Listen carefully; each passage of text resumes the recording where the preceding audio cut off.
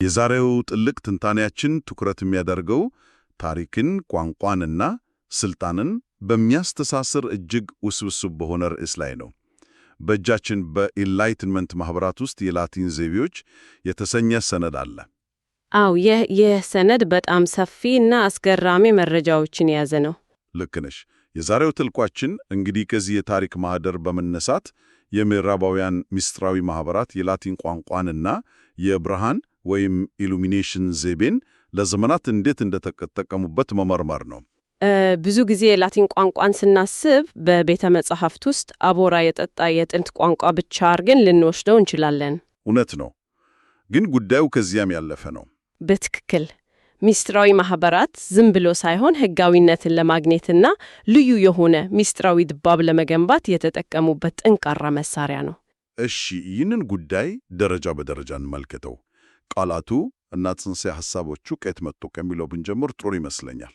እዚህ ላይ በጣም የሚገርመው ነገር ብርሃን የሚለው ሐሳብ ገና የኢንላይትመንት ዘመን ከመጀመሩ ከረጅም ጊዜ በፊት ጀምሮ የነበረ መሆኑ ነው። አዎ፣ ታሪካዊ ዳራውን ሲንመረምር ሚስጥር የሚለው ቃል ራሱ አመጣቱ ከጥንታዊ ግሪክ ሚስቴሪያ ከሚለው ቃል ነው። አዎ፣ በኋላም ወደ ላቲኑ ሚስቴሪየም ተለወጠ። ማለት ለማንም አይነገር የተለየ የሕይወት እርከን ላይ ለደረሱ አባላት ብቻ የሚገለጽ ጥልቅ ዕውቀት ማለት ነው። ልክ ነህ። ምን መሰለ፣ በጥንታዊ ሮም የነበረው ሕዝባዊ ሃይማኖት ከአማልክት ጋር ሰላም መፍጠር ወይም ፓክስ ዴዎረም ላይ ያተኮረ ነበር። በግልጽና በሕዝብ ፊት የሚደረግ ግዴታን መሰረት ያደረገ ስርዓት ነበር ማለት ነው። አዎ፣ ግን ከዚህ ጎን ለጎን ግዛቷ እየሰፋ ሲመጣ ተለያዩ ምስጢራዊ እምነቶች ብቅ ማለት ጀመሩ። እንደ ሚትራስና አይሲስ ያሉትን ምስጢራዊ እምነቶች ማየት እንችላለን። እነዚህ ቡድኖች ከሕዝባዊው እና መንግሥታዊው የሃይማኖት ስርዓት ወጣ ያሉ ናቸው። በትክክል በድብቅ የሚከናወኑና ለግለሰቦች ጥልቅ መንፈሳዊ ልምምድን የሚሰጡ ነበሩ። እዚህ ላይ ነው ምስጢራዊነትና የተመረጠ ቡድን አባል መሆን ዋጋ ማግኘት የጀመረው። በጊዜ ሂደትም እነዚህን ምስጢራዊ ልምምዶች ለማከናወን ቋሚ የሆኑ የላቲን ቃላትን መጠቀም ተጀመረ።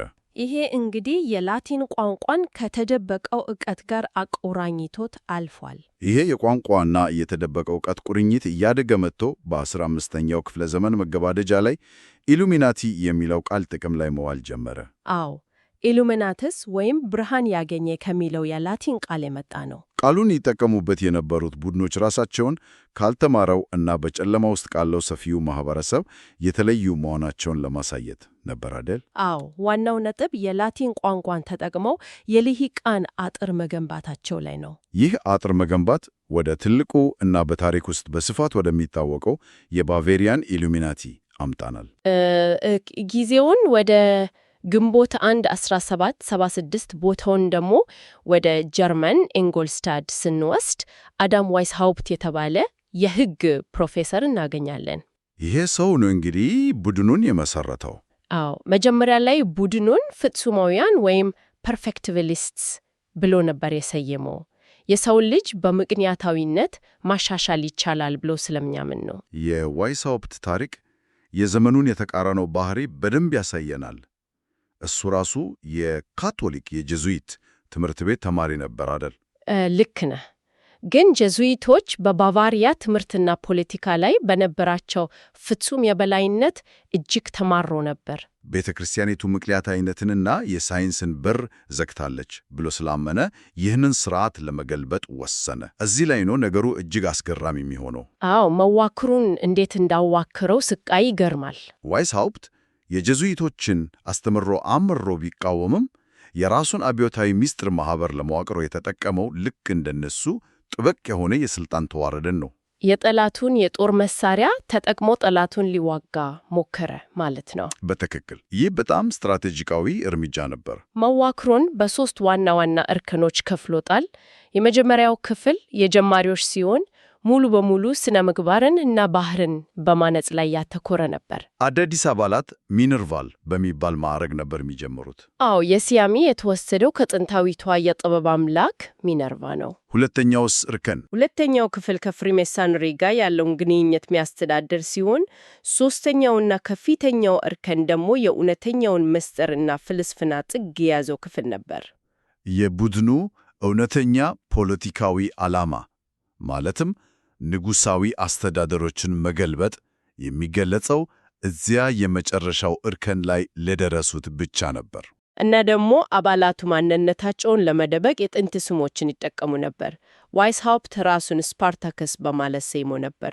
ይህ የጥንቱ የሮም የባሪያዎች ዓመት መሪ ስም መሆኑ በአጋጣሚ አይደለም። አብዮታዊ ዓላማውን በግልጽ ያሳያል። የቅርብ አጋሩ ባሮን ቮን ክኔግ ደግሞ ፊሎው ይባል ነበር። የቡድኑ መሪ ቃል ቮክስ ፖፑሊ ቮክስ ደይ የሚል ነበር። የሕዝብ ድምፅ የእግዚአብሔር ድምፅ ነው ማለት ነው። ይህም ያሳየው ብርሃን የሚለው ጽንሰ ሐሳብ መንፈሳዊ ራዕይ ከመሆን ወጥቶ ፖለቲካዊ እና ምክንያታዊ አስተዳደርን ወደ መወከል መሸጋገሩን ነው።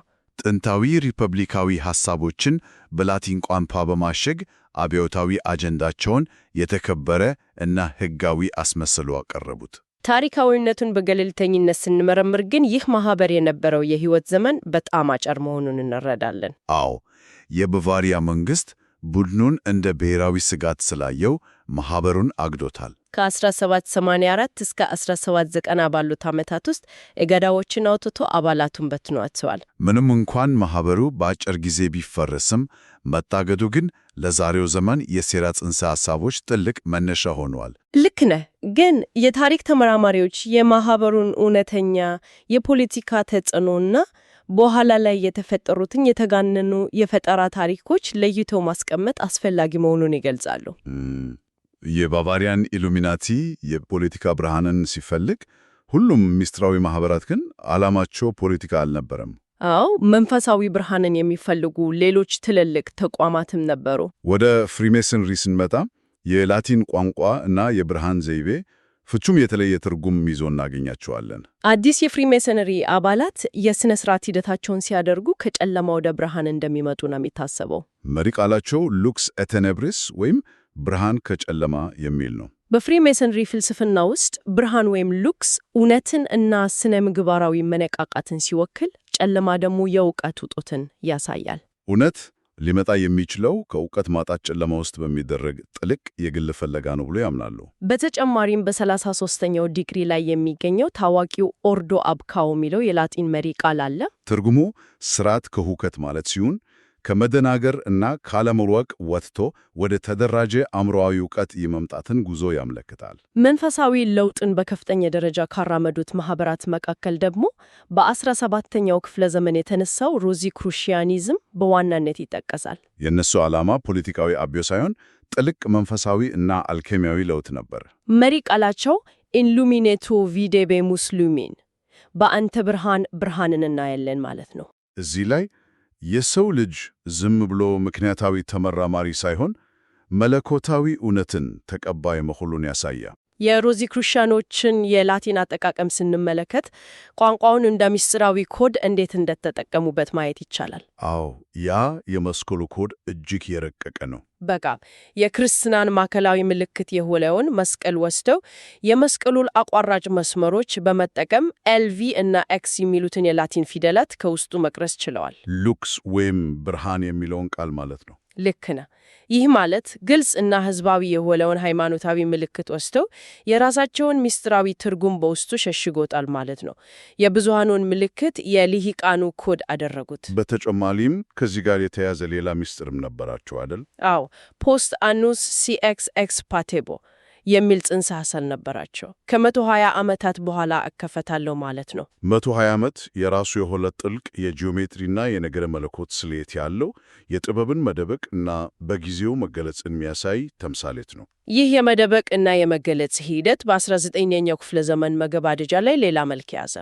ወደ እንግሊዝ ስንመጣ በ1888 የተመሰረተውን የጎልደን ዳውን ማኅበርን እናገኛለን። ይህ ማኅበር ከሌሎቹ የሚለየው ተለያዩ ጥንታዊ እውቀቶችን በአንድ ላይ በማቀናጀቱ ነው። አዎ፣ እንደ ካባላ፣ የግብፅ ሄርሜቲሲዝም እና አልኬሚያ ያሉትን በአንድ ላይ አዋህደዋል። በወቅቱ ማኅበረሰቡ ወደ ዘመናዊ ኢንዱስትሪያላይዜሽን እየተለወጠ ቢሆንም እነሱ ግን አሁንም ጥንታዊ እውቀትን ፈልገዋል። የደረጃ መዋቅራቸው ከ0 እኩል ይሆናል 0 አንስቶ እስከ 10 እኩል ይሆናል 1 የሚደርስ ሲሆን ይህም በጥንታዊው የሕይወት ዛፍ ላይ የተመሰረተ ነበር። የጎልደን ዳውን አባላት ግላዊና የተፈጥሮአዊ እውነትን ለማግኘት ቬሪታስና ሳይንሺያ የተሰኙትን የላቲን ቃላት በስፋት ይጠቀሙ ነበረ።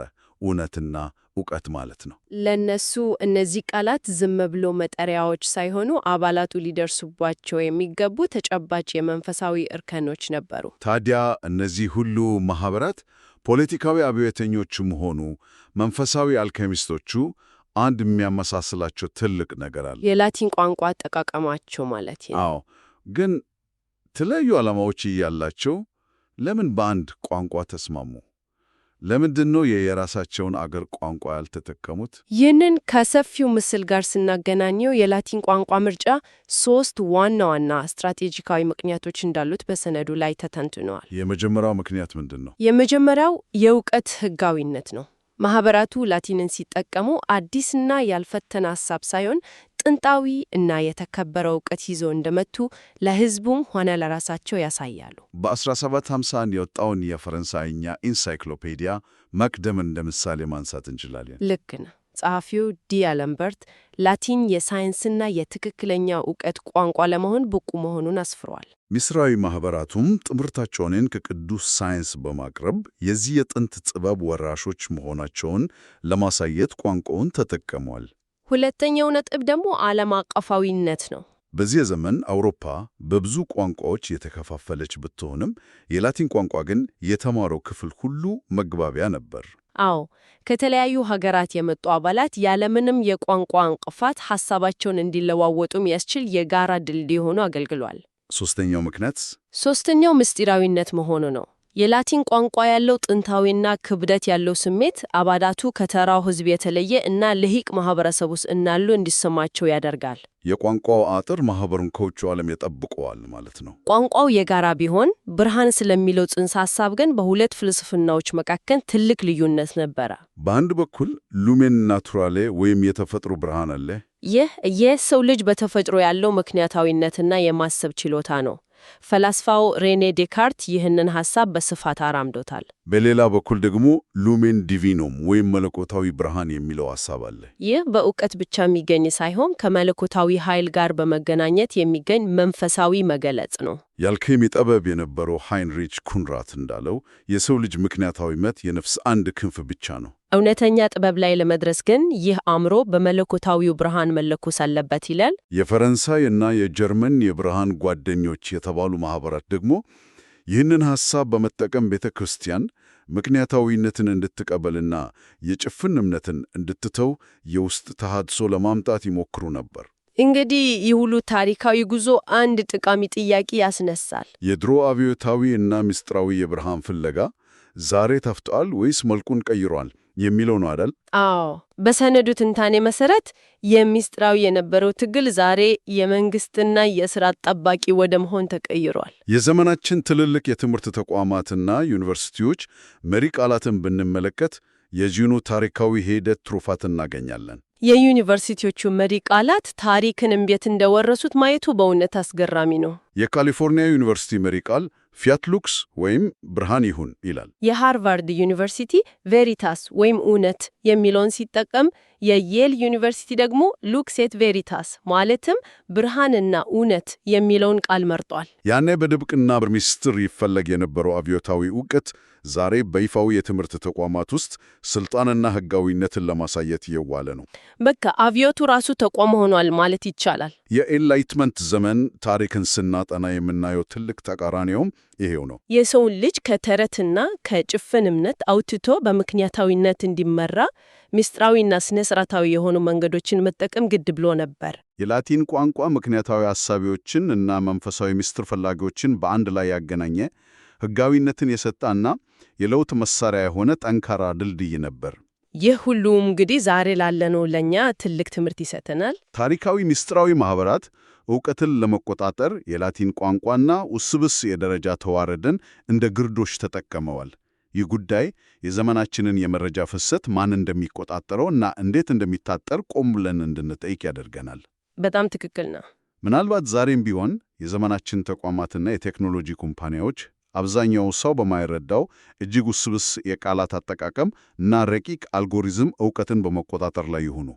ወደ ዘመናዊ የመረጃ ብርሃን ማን መግባት እንዳለበት የወሰኑ ይሁኑ። ዕውቀት አሁንም ድረስ በዘመናዊ ቴክኖሎጂ አጥር ታጥሮ ይሁን።